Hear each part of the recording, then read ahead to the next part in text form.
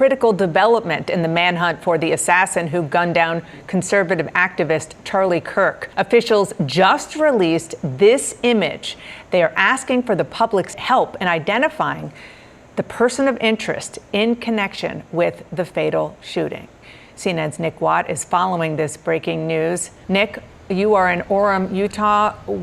This is a really significant moment that this is being put out to crowdsource. Absolutely. So, Dana, we were told that they made some key breakthroughs overnight. One of those breakthroughs was good, clean video images of this suspect. Now, we were told about 2.5 hours ago that investigators were using technology to try to find an identity from that video image. We were told they were pretty confident that they could do that, but if they couldn't, then they were going to release the images to the public to try and get the public's help. They have now released those images on X, on other platforms, and it shows, as we were told earlier, a college-aged male who, as investigators say, could very easily have blended in with the crowd here on campus. 3,000 people here to see Charlie Kirk yesterday.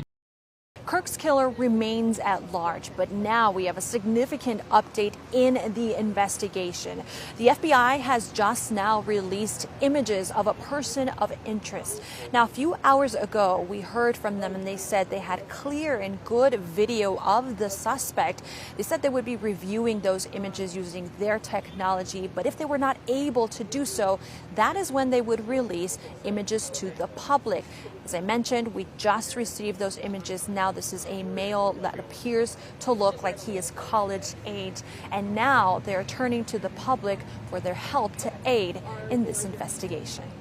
We find ourselves today hunting a murderer who chose to violate our rights. Investigators announcing significant progress in the search for the shooter suspected of killing 31-year-old conservative activist Charlie Kirk. We were able to track the movements of the shooter. We do have good video footage of this individual. The FBI says they believe they've uncovered the weapon used in the attack, but declined to publicly identify the suspect. We are and will continue to work nonstop until we find the person that has committed this heinous crime and find out why they did it. President Trump eulogizing Kirk during Thursday morning's 9/11 remembrance ceremony at the Pentagon. Charlie was a giant of his generation, a champion of liberty, and an inspiration to millions and millions of people. Announcing Kirk will be posthumously awarded the Presidential Medal of Freedom. I have no doubt that Charlie's voice and the courage he put into the hearts of countless people, especially young people, will live on. In remarks Wednesday night, Trump blamed the, quote, radical left for Kirk's assassination. But his murder is just the latest in a string of politically motivated attacks that have targeted people across the political spectrum. Leaders on both sides of the aisle decrying the tragedy and calling for temperatures to be lowered. We need to come together. We need to turn down the rhetoric. We need to stop this political violence. Now, as far as the motive, that is still unclear, but sources say there was a range of phrases referring to cultural phrases that were scribbled onto a rifle that was found in a wooded area, as well as ammunition related to this shooting. Investigators will try to decipher what those messages meant to try to shine some light on what could have driven this suspect to shoot and kill Kirk. Meanwhile, the FBI is asking people to submit any photos or videos they may have that can help lead them to the suspect. Reporting in Orem, Utah, I'm Maribel Gonzalez. You are watching the National News Desk, America's News Now. I'm Jan Jeffcoat, and right now a desperate manhunt underway in Utah to find the suspect in the assassination of Charlie Kirk.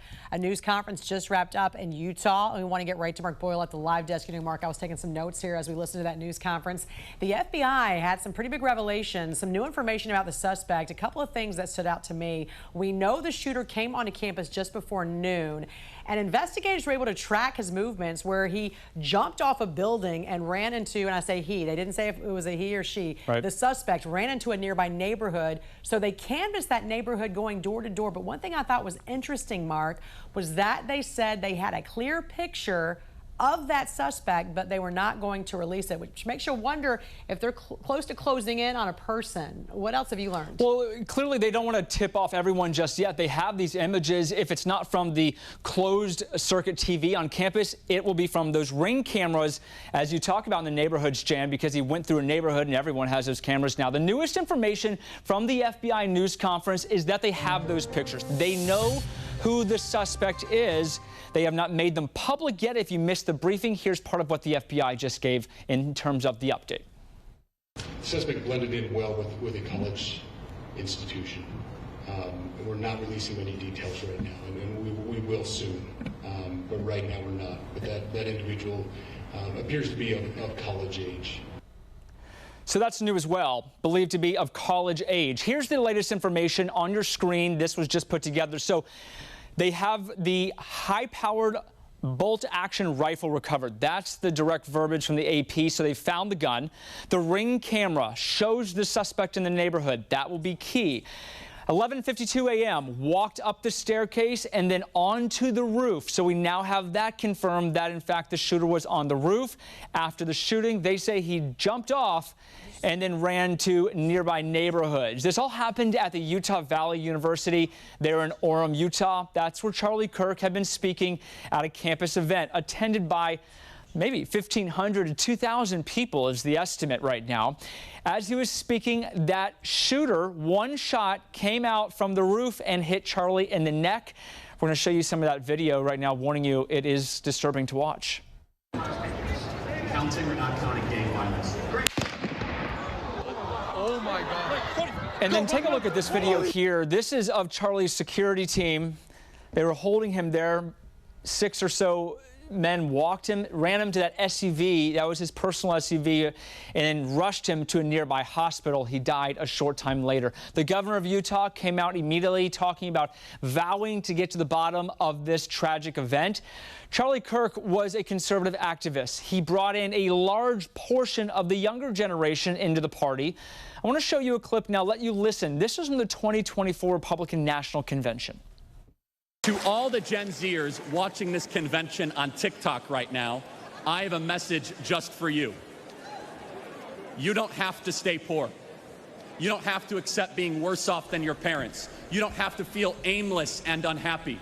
You don't have to support leaders who lied to you and took advantage of you for your vote.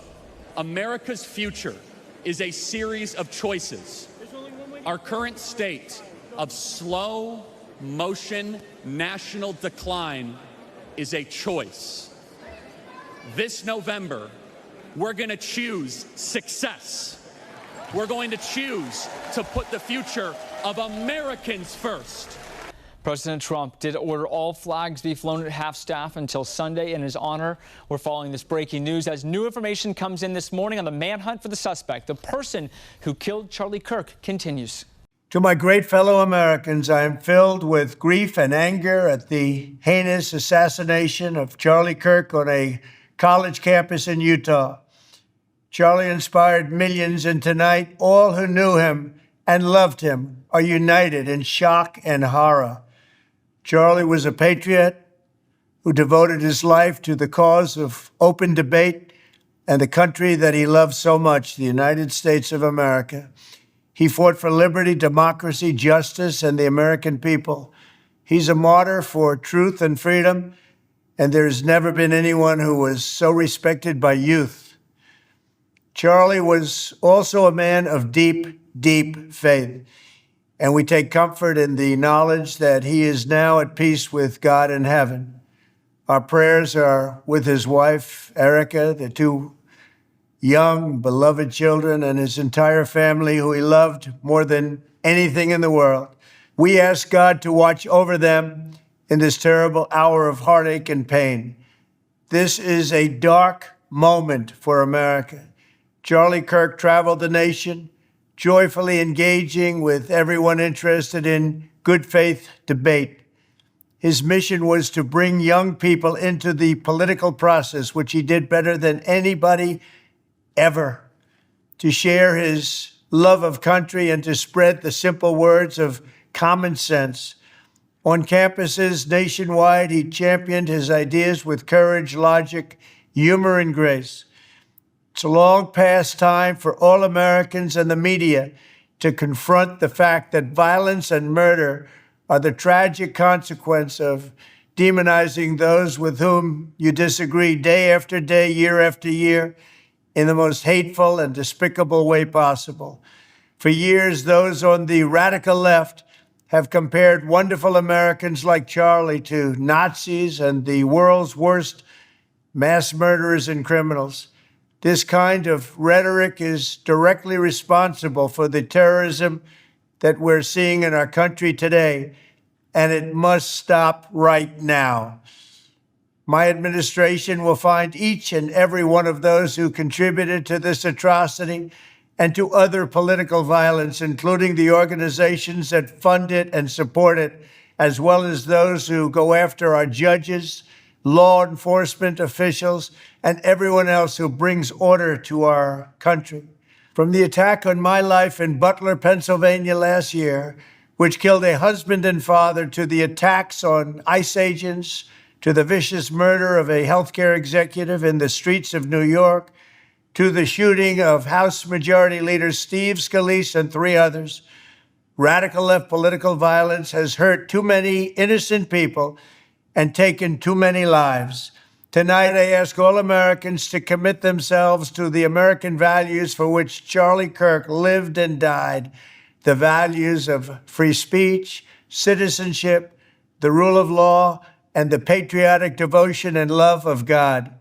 Charlie was the best of America, and the monster who attacked him was attacking our whole country. An assassin tried to silence him with a bullet, but he failed, because together we will ensure that his voice, his message, and his legacy will live on for countless generations to come. Today, because of this heinous act, Charlie's voice has become bigger and grander than ever before, and it's not even close. May God bless his memory, may God watch over his family, and may God bless the United States of America. Thank you.